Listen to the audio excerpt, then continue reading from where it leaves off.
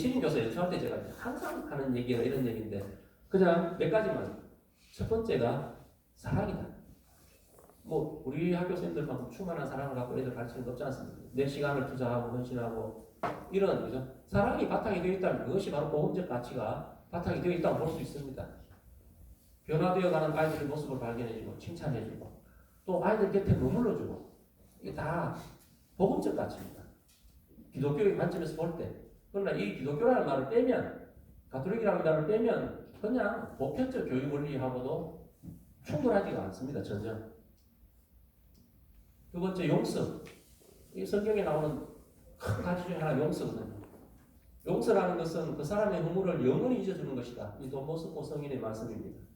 우리가 용서했다 하면서 이 아이의 약점을 내 마음속에 저장해놨다가 내가 분리할 때 꺼내가지고 휘두르고 저도 젊을 때 많이 그랬습니다. 말 진짜 안 듣고 용기지기 있으면 약점 딱 잡아 기억해놨다가 한 풀나가지고 걸리면 쥐고 이랬는데 이 용서한다는 것이 이 용서받은 아이들이 자기가 성인이 됐을 때 세상을 더 많이 용서한대요.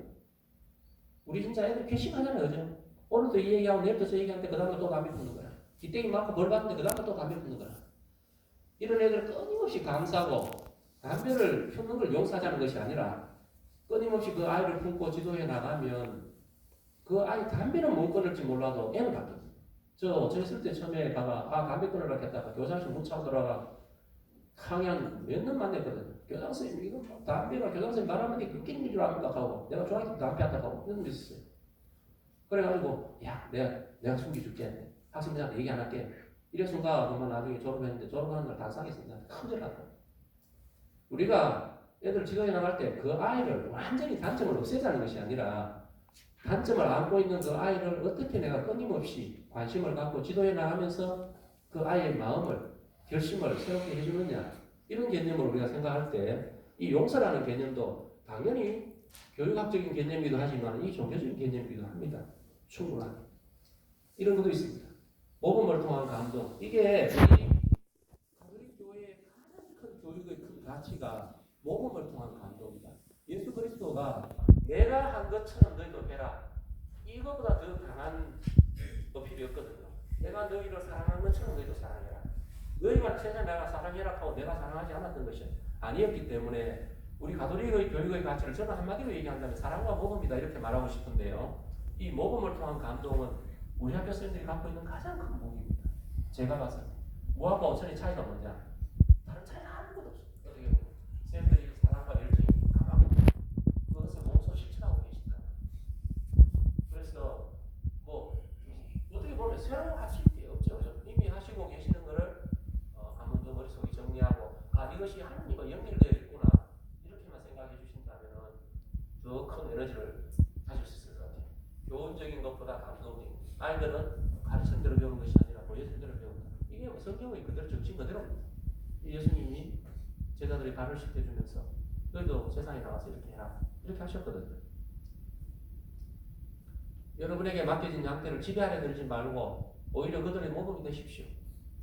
여기 예수님의 말씀이 나타나는 말만 빼버리면 이 말은 모든 교육 철학의 가장 기본 아니겠습니까? 그죠? 그 다음에 희생과 겸손 이런 말이 있습니다. 소외되고 외로운 학생들을 하느님을 영접하듯이 해라. 요사 기도에 나온 말입니다. 정말 어마어마한 말 아닙니까? 그죠? 소외되고 외로운 학생들을 세상에 가장 귀한 것을 대하듯이 대해라. 그 아이가 내가 교사로 살아가는데 정말 소중한 대상이다. 내 가치를 실현할 수 있는 교사 기도에 나오는 비전인데 저는 이 비전 보고 진짜 어떤 데 갑자기 놀래면 이렇게 해야 된다. 뭐 간단한 것들이지만 이런 구체적인 것들도 있었습니다.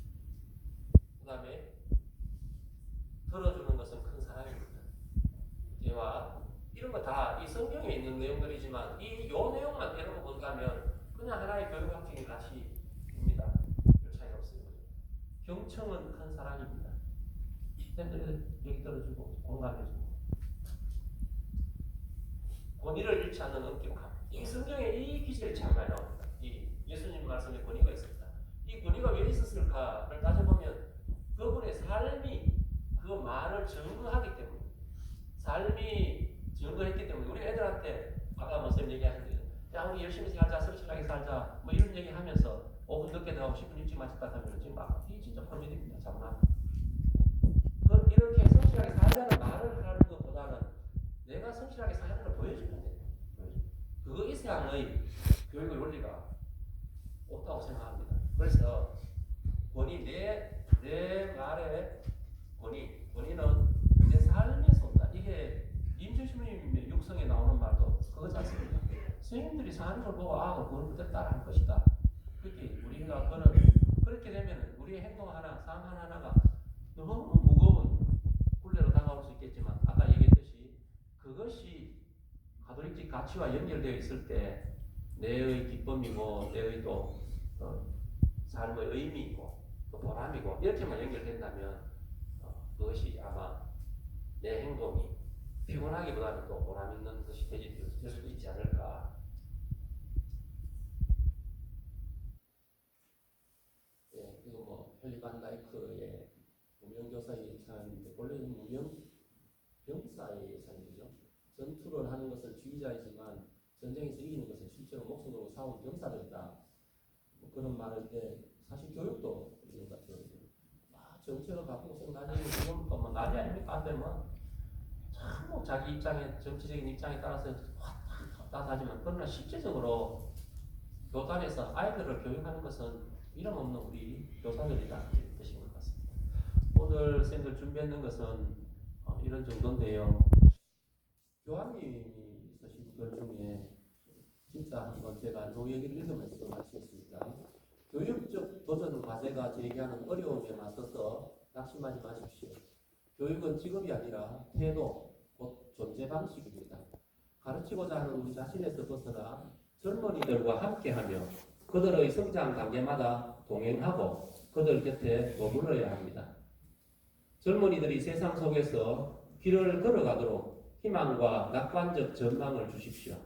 그들이 창조주의 표식을 늘 간직하고 있는 인간과 피조물의 아름다움과 선함을 보도록 가르치십시오.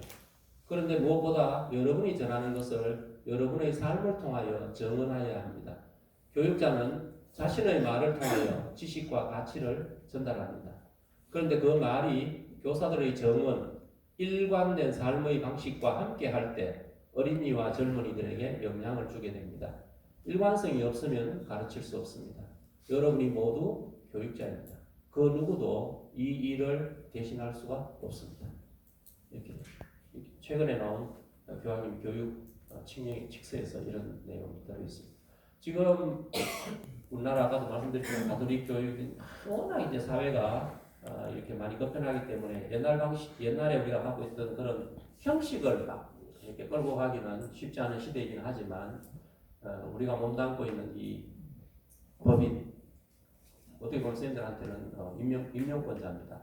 법인과 또 이 가톨릭이라는 가치 여기에 대해서 함께 고민하고 또 우리가 헌신해야 될 이유를 근거를 여기에서 찾는다면 선생님들 삶이 좀 더 가치 있어지지 않을까 이런 의미에서 좀 건강해지는 몇 가지 말씀드렸습니다.